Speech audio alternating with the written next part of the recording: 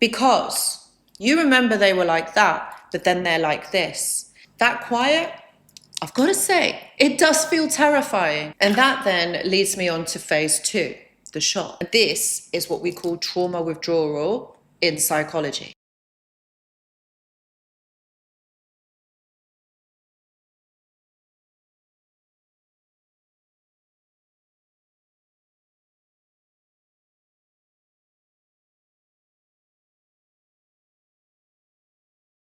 Hello, my friends, and welcome back. I hope that you're all doing really well. So let's talk about life after the narcissist. I don't think no one really talks about the silence, the shock, and the strength that you show. Okay? No one warns you about the silence that comes after. And I'm not talking about the silent treatment, but healing is silent. Healing is very isolating, and you feel on your own. No one really talks about what actually happens and why you feel on your own. And it almost feels like, well, they're doing their thing, they're getting on and having their life. And then there's me on my own, working on myself. And literally, I am on my own, whilst they're parading maybe new supply or maybe showing that they are having the time of their life. But I want to validate this. There is an emptiness after the chaos. And I'm going to talk about the psychology of this and why this actually happens for you. And my aim in this video is to help you understand that you actually aren't alone in this, because we have a wonderful community here, which we all are experiencing this. Okay. And those of you that have got over it, please do write your experiences in the comments section, only if you want to, because I do understand this is very personal to all of you and not all of you want to share this. And also do remember, this is a public domain, so people are going to be seeing your comments. So only if you want to share that, I would be absolutely grateful. And obviously I read the comments and I do reply to them. And I'm also going to explain in this video what each phase of your healing is actually doing for your nervous system. Phase 1 is the silence. That quiet, I've got to say, it does feel terrifying.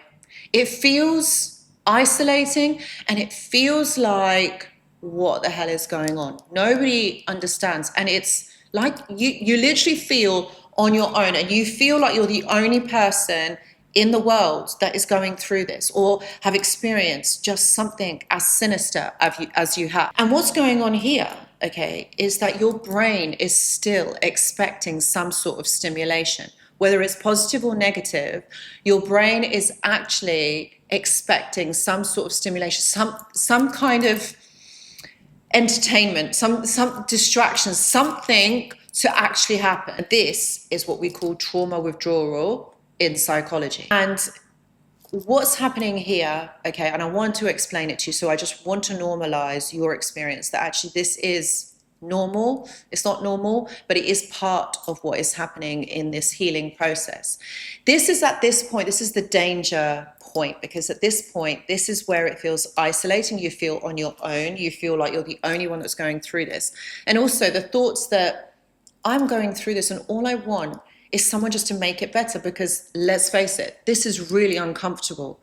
Okay, and all you want is someone just to validate your feelings, someone to talk to someone who understands, and someone who is going to alleviate this pain. And the only person in your mind that you think will is the narcissist.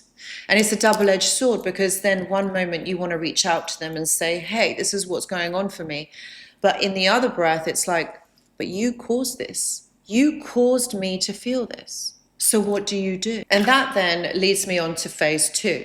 The shock. This is where you have the realization that you were manipulated, you were abused, and that there's something not quite right with this person. Now you can actually name it. And there's also a period of a grief where you grieve the person that you thought they were. It's almost like you're circling back to remembering how they were right at the beginning of this relationship. And you're probably thinking, well, they were like this. They were like this to me. This did actually happen. You might even go through looking at pictures, videos, maybe even gifts that they had given you. And you're looking at it and you're thinking, yeah, but you were this person to me. How is it that you turned out to be this?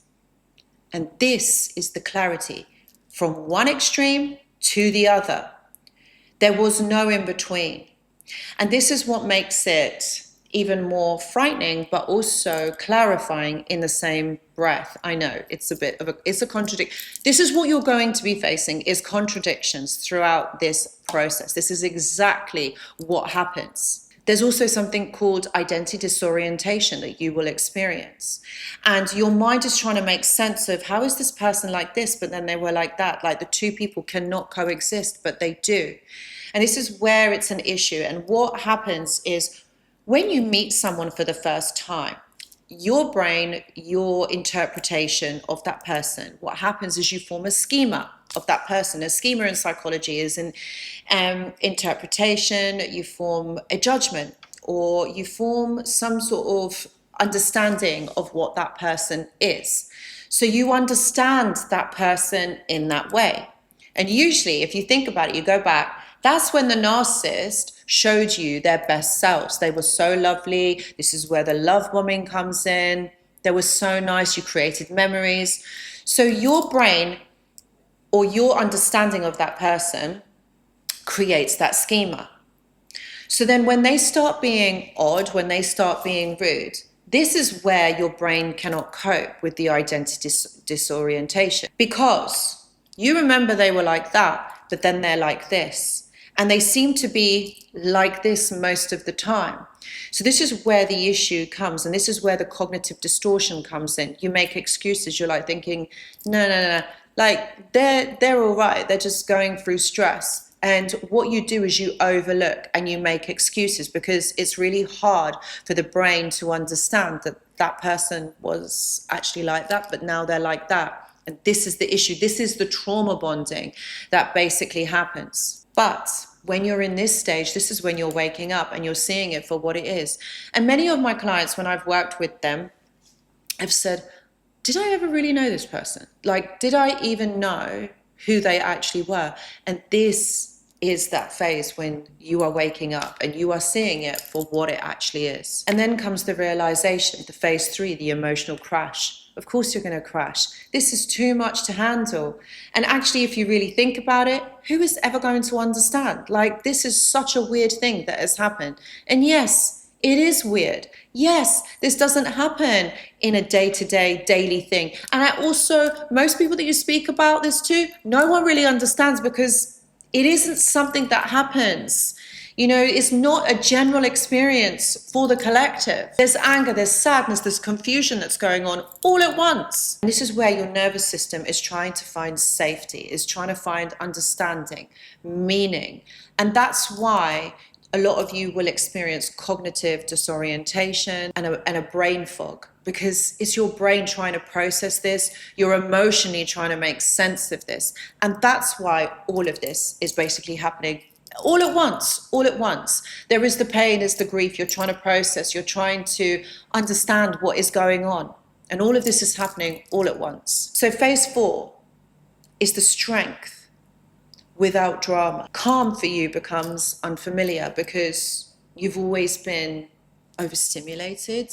You've been in this push and pull dynamic. You've been walking on eggshells. That had become your normal. So when there is calm, there's nothing going on, that becomes really unfamiliar. And what happens also in that moment is boundaries form quietly. You then begin to realize, oh, hold on a minute, I actually like this. I actually like this feeling. And self-trust returns slowly. It does. Over time, it is returned to you. So what healing actually looks like: less reactivity, less rumination. You feel more presence, but there's subtle but permanent change. Things are not how they used to be. And you will realize this over time. This isn't a quick fix. This isn't going to be fixed overnight, and it is not going to happen quickly. This is your nervous system resetting. This is you understanding this person psychologically, emotionally in a different way. You are seeing the truth, and the truth will always guide you. Even though it's sometimes not what you want to know, but it is always going to guide you, and the truth will always set you free. This will be emotional freedom from this person. One day, and I say this all the time, one day you're just going to wake up and you're going to think, I'm done. Really? I'm just done. And believe me, that day does arrive. And I know many of you are going to say in the comments, Anushka, like, it's been so long. Be patient with yourself. That's what I'm going to say to you. Be patient with yourself, because this will return back to you. You didn't lose yourself. You were temporarily disabled. You were temporarily disorientated. But now you see the truth. You see what is going on. And if you're navigating this phase, my healing resources are linked below. My friends, I hope this video has made sense, and I hope that it has helped you to understand you're not alone. We've got you. It's a great community. Leave your comments below. As I said, if you have enjoyed this video and it's resonated with you, please do give it a thumbs up. And if you haven't already, please consider subscribing to the channel. It means a lot to me. Thank you so much for watching, and I hope the video has helped, and I'll see you in the next one. Goodbye.